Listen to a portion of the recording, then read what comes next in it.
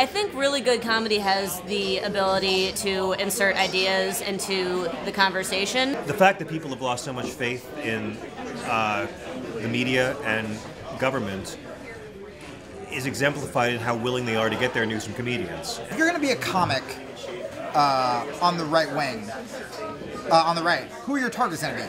Poor people? Women? Gay people? Oh, how brave of you. You know, really, way to hold fucking truth to power, you assholes. It's tough to hear someone who has wealth and power trash people who don't. It's very difficult to listen to.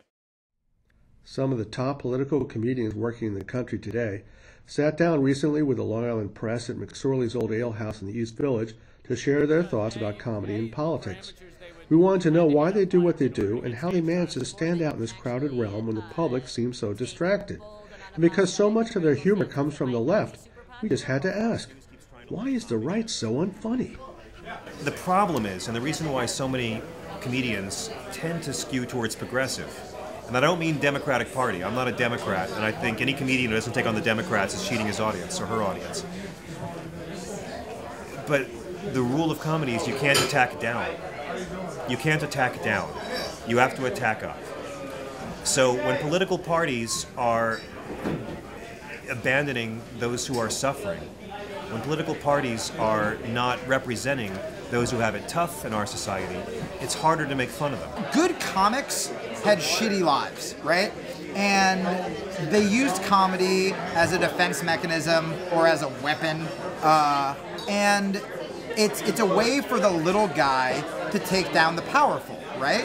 So when you have these mainstream comics on Comedy Central going after girls that were raped, it's like, who in a comedy club is sitting there and is like, you know who said it too good for too long? Rape survivors. Like, no one wants to fucking hear that. If you're standing up for the oppressor, you can't be funny. You're boring. And you're generic. I mean, I think part of it is that comedy is about the unexpected, and comedy is also about targets. And so, if the right's targets are kind of expected. If you are talking about traditional or conservative values, it just doesn't leave a lot of room to play around, and it also means that your targets might be aiming down as opposed to aiming up. I started doing comedy when I was in high school, but at that point I was also, I think, I'd always been kind of like a loudmouth political kid. Like, I used to get called a tree hugger as an insult when I was a kid.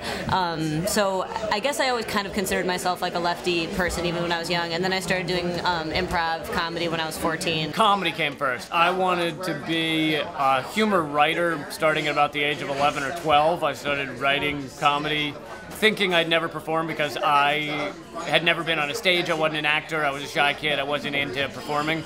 So I wanted to be a humor writer. And then about 16, 17, and I'd been studying, I still studied stand-up comedy even back then, but I only wanted to perform starting at about age 17.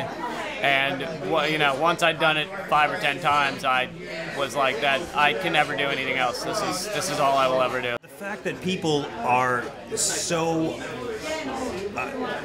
the fact that people have lost so much faith in the media and government is exemplified in how willing they are to get their news from comedians. And people trust Bill Maher and Jon Stewart and Colbert more because if it's not true, it won't be funny. And if a joke is dishonest, it won't be funny. I think two reasons I think it will continue to become more and more important, at least comedy activism or at least comedic takes on politics and information, is one is the average person is dealing with far more information than we ever have before.